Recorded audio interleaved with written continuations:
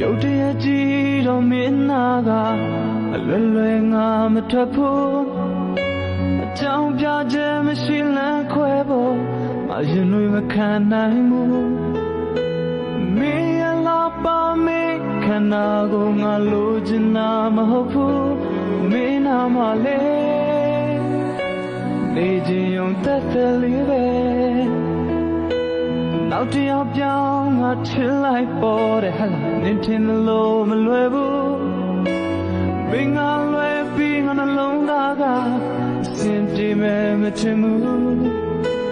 မင်းရဲ့ကြည်တော်မင်းအမှုရာတွေကိုငါမလွန်ဆန်နိုင်ဘူးမင်းနာမှာပဲ